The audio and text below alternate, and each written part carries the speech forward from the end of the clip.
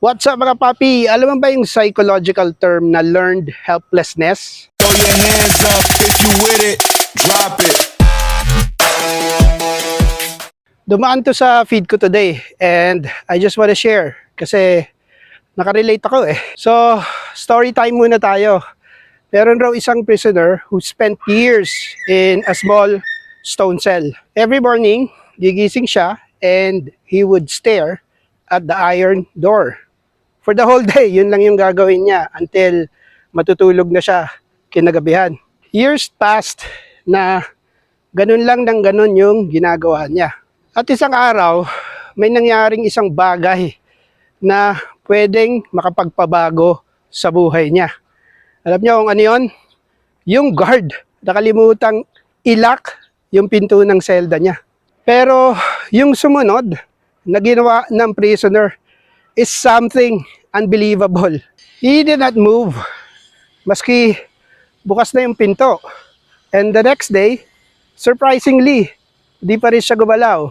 The next week, the next month, hindi siya talaga gumalaw kasi sa isip niya, nakakulong pa rin siya. Then isang araw, may isa pang bilanggo na napadaan sa selda niya.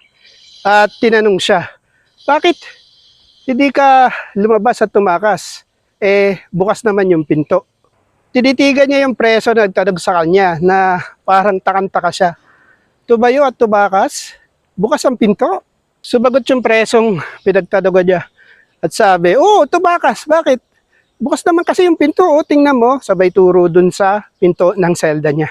At pagkakita niyang bukas nga yung pinto at hindi nakalock, dahan-dahan siyang tumayo, lumabas, at tumakas. So, thinking about the story, every time people talk about staying in their current situation, hindi dahil walang choice, kundi pinaniwala na natin yung sarili natin na wala talagang choice. Minsan kasi, comfort means we're just avoiding change. And what we call comfort zone is just a place that we become familiar with. Tawag nga dito ng mga psychologists is learned helplessness. So, ito ngayon ang tanong. Nag-check ka na ba lately? Baka may pinto nang nakabukas sa buhay mo ngayon. Baka may open door for a better opportunity, business, new relationship, o bagong karir. Baka may isang bagay na matagal mo nang gustong simulan. Pero dahil takot ka nga sa uncertainty, mas pinili natin ang pamilyar kahit di na tayo masaya. Well, ito ang challenge ko sa'yo. Tanungin mo ang sarili mo. May sitwasyon ba sa buhay mo na hindi mo maiwanan?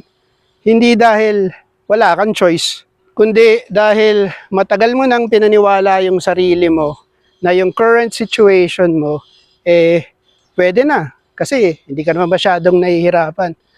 And nakakaraos ka naman. Alam mo papi, minsan, ang pinakamalaking kulungan is hindi yung sitwasyon natin, kundi yung mga kwentong paulit-ulit nating sinasabi sa mga sarili natin. At baka yung pintong hinihintay mong bumukas, matagal nang bukas. Hindi mo lang napapansin. Sipin mo yan, papi. Baka may mas maganda pang nakalaan sa'yo. Yun lang. Happy Sunday and happy Father's Day, mga papi. Till the next Budol. Peace!